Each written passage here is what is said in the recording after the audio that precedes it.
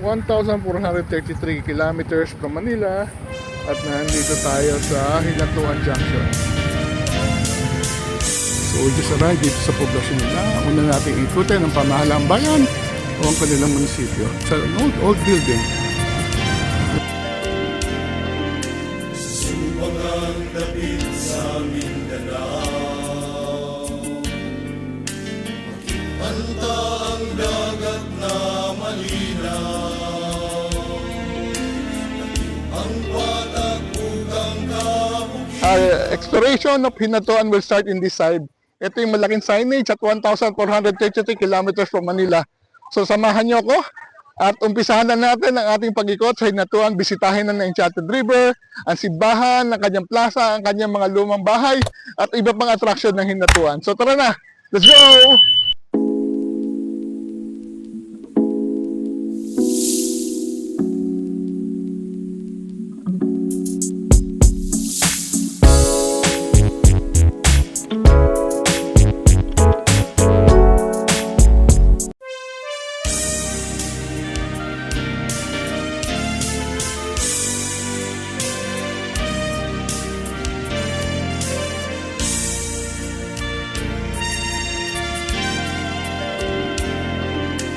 Subang ang dapit sa Mindanao,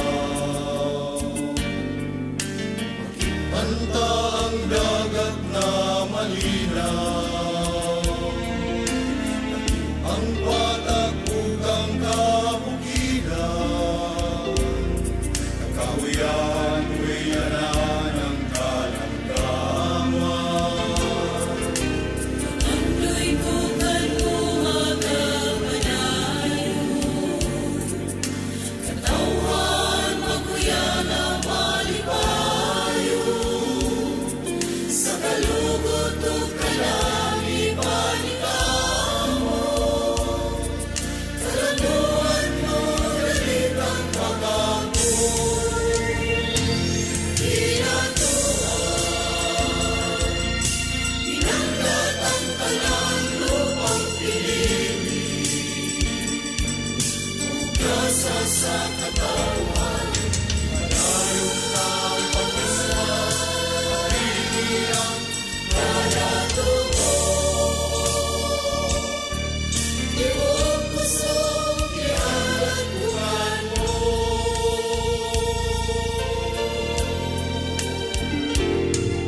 Sa kinabuhi ko dili kalinawan, ang kalipay mong ihatag sa tanan. 1,433 kilometers from Manila at nandito tayo sa Hinatuan Junction. So our journey of Hinatuan will start here sa May Junction. Kasama si Malunggay Pandesal. So we just arrived dito sa poblasyon nila. Una natin ikutin ang pamahalang bayan o ang kanilang munisipyo. It's an old building. Siguro mga 1950s, 1960s.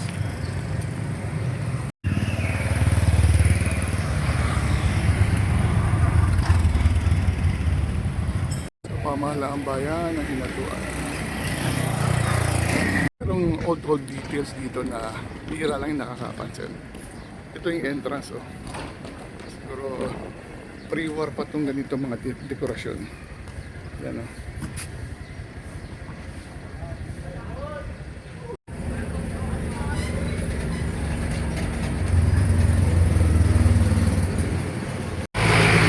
Katabi ng munisipyo ay ang plaza.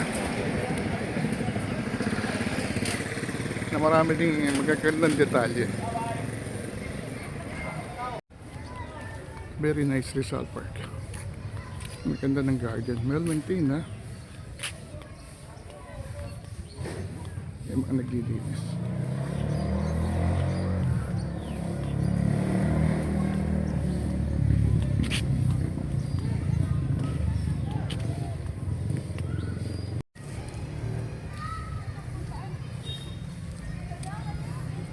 And then from the park, you can still see the munisipyo na nire-repaint ngayon. On the plaza, maraming mga lumang building. Ito kayo sa harap natin. Ano kaya ito? Ang ganda rin eh. And then doon sa other side, merong Hall of Justice building na hinatuan. And then on this side is the Pag-asa observation deck. So nilagay kasi ito dahil nasa Pacific side at sa Pacific side lang gagaling ang mga bagyo. Unfortunately, nasira siya during the 2024 earthquake, kaya abandoned na siya, hindi siya ginagamit ng Pag-asa.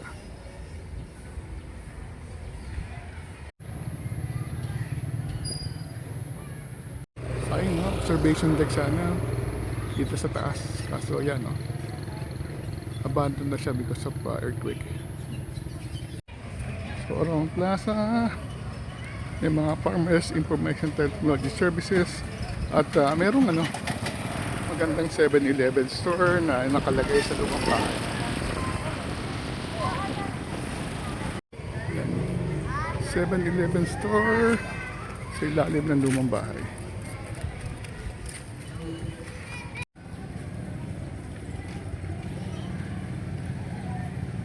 Another beautiful house, mga 1960s. And then nandito na tayo sa church complex. Sa kanan is ang nasang napakatandang kumbento at sa kaliwa nandiyan simbahan.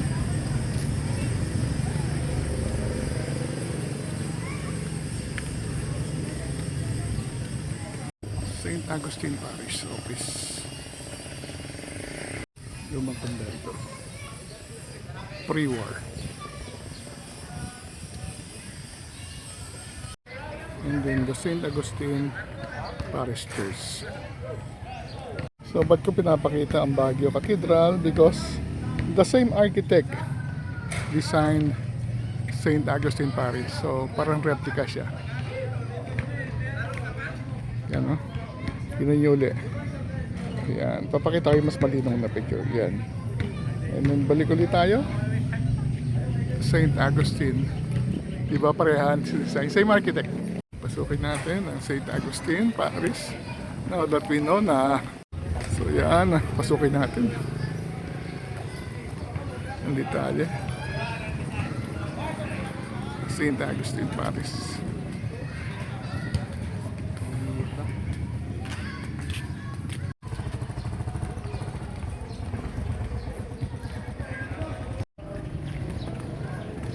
Okay. So ito yung dating nakaharang. Meron akong papakitang detalye sa inyo. Dati ang simbahan may mga harang sa altar. Hindi ko lang kung ito yung dating nakaharang.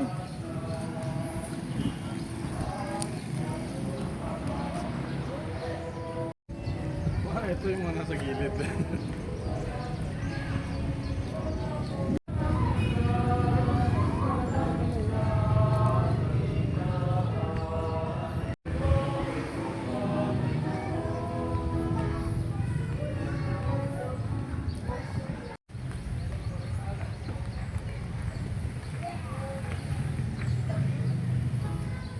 Pinasok natin yung kumbento.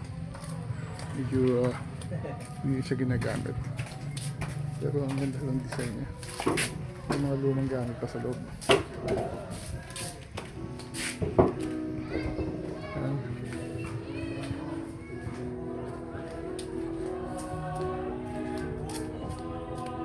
Bilang ng tibaan.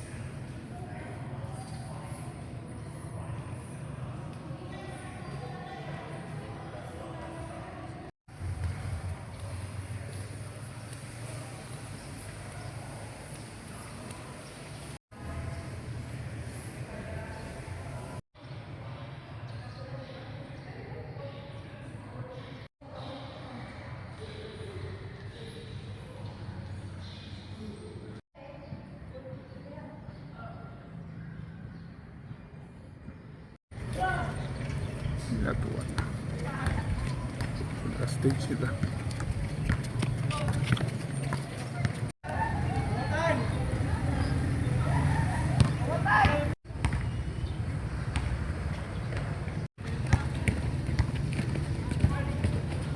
And may children's playground. Sarap na simbahan. Hanap po kayo ng Surigao Tour, pwede nyo po akong kontakin to FB page HG Robles or kaya sa page ko Surigao del Sur Backpacking and DIY. Always po tayo naka-online, tsaka 24 hours po tayong gising. Telephone number ka para. At saka, opo, may phone number naman po tayo. Pwede nyo po ako makontak. Direct phone number 0938-199-5953. Okay. Agad ng hinatuan. Sasakay ka.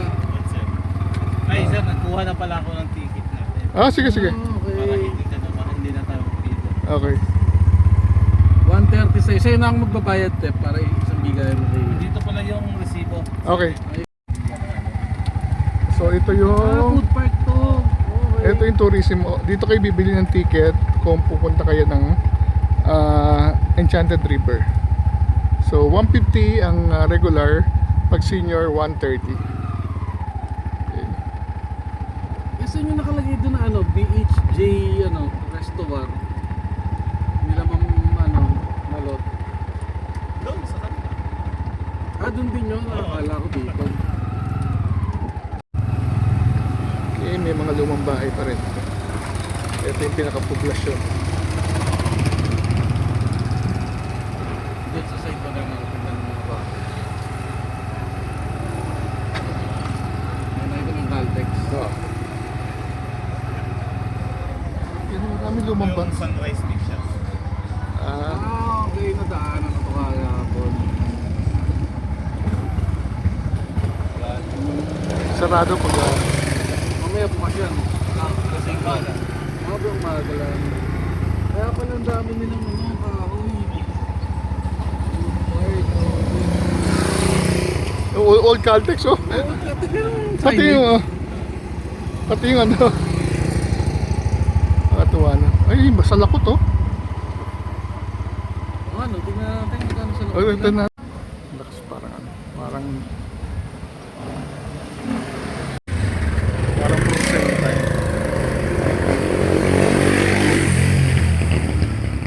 So this fuel station is 1945 daw. Gumagawa na para yung pump. Wow. Caltex. Makakainan, we order barbecue, 12 isa. So 5 piraso, tsaka rice. Pwede na yan. Dinner natin sa Hinatuan. Barbecue, tsaka ka-rice. Kain na tayo. 5 pirasong barbecue, 60 pesos. And then rice, tsaka meron tayong Don Galo sauce. Okay, barbecue tayo.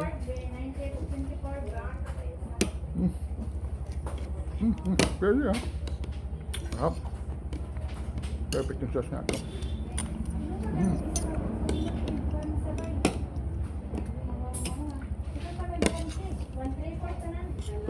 Kain tayo.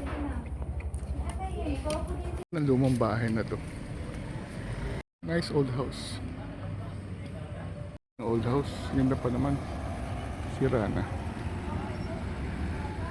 Pwede ako lang nagsasara na sila dito.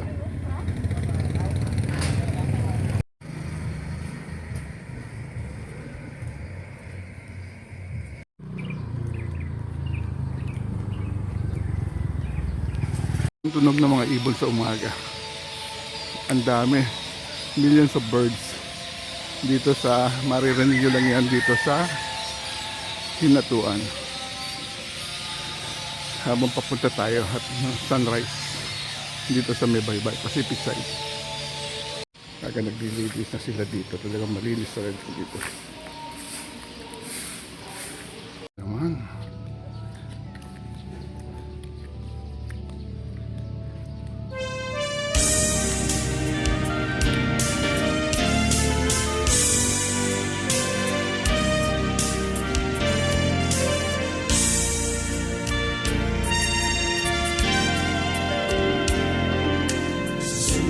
Ang dapit sa Mindanao Kanta ang dagat na malinaw, ang patagpugang kabukiran,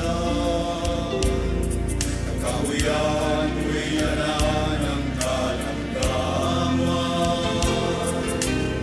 Ando'y kukan mo magkapanayo,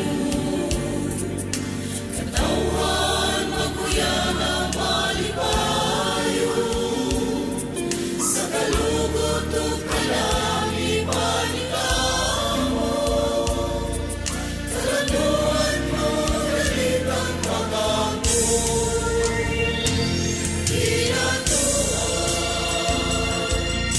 hinanggat ang talang lupang pinili,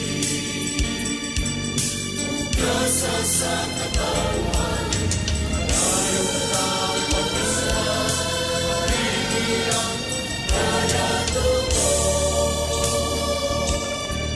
Iwag pusong ihalatuan mo,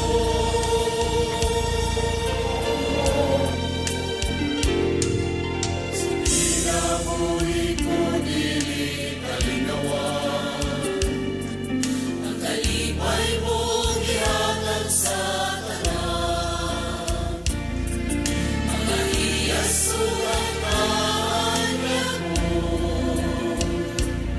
sa kasing-kasing ikaw ika'y maganahay na mga purong mga swan, ang may garbong diliang ay makubang, sa pagampo nato sa akong baghala, magpagilinan na ang kong himaya, hinatuan, hinanggat ang tanan lupang pinili, ugasa sa katawan, padayon ang paguswan, pagiliyang kalatubo. Iwag kusong bukan mo. sa panahon sa kalisod, katawan mo magpahinumod, kayo sa alam sa kalampusan.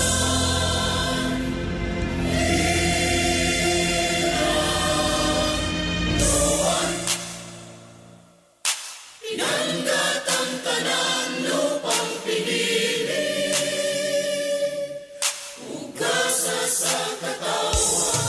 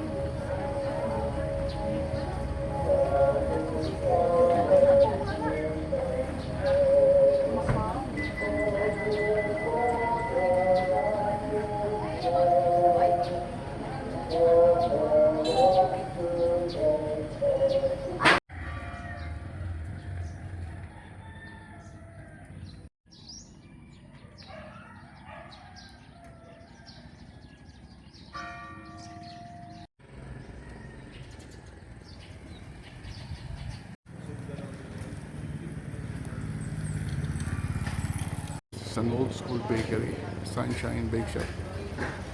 Since matagal na yun.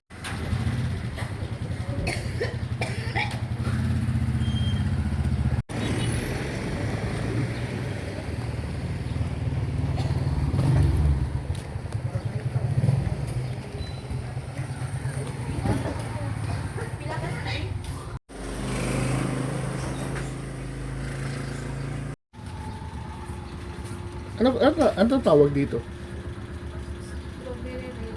Ito, square bread. Okay, subukan natin.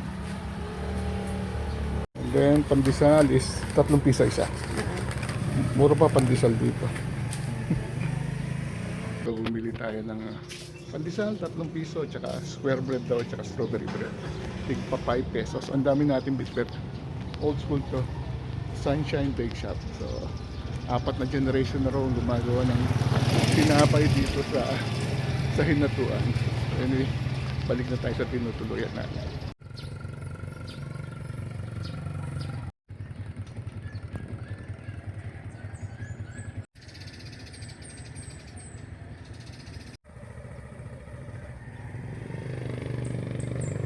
This is where we're staying dito sa Hinatuan. It's baay ng De Castro. Kung backpacker kayo, they offer 350 pesos. Stay, libreng kape na yan at saka pandesal. But we opted for a room, 850, air condition, good for 2. Welcome to bahay. Ito yung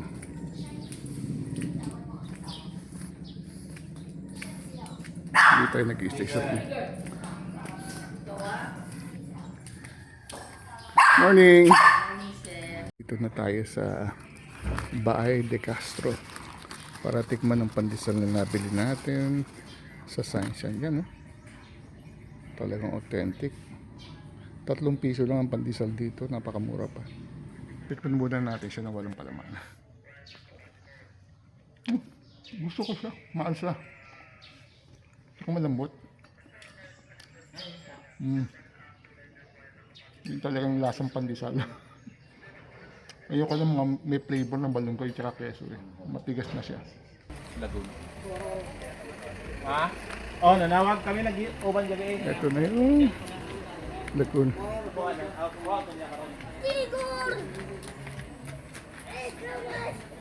Wow. Unreal yung kulay ng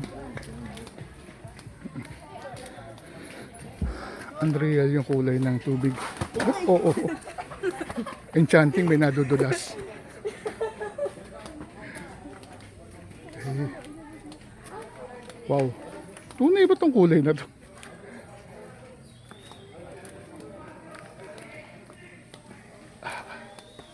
Grabe yung kulay ng tubig.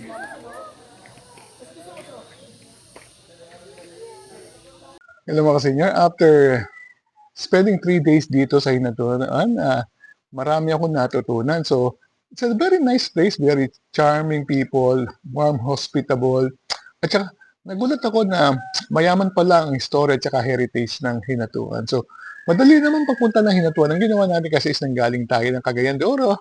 Bumiyahe tayo ng 12 oras para makarating ng Hinatuan. So, from 6 a.m. in the morning, nakarating tayo past 6 p.m. na. At tayo ay sinundo ng ating guide na sinamahan tayo for 3 days around Hinatuan at saka iba pang mga lugar dito sa Surigao del Sur at Davao Oriental.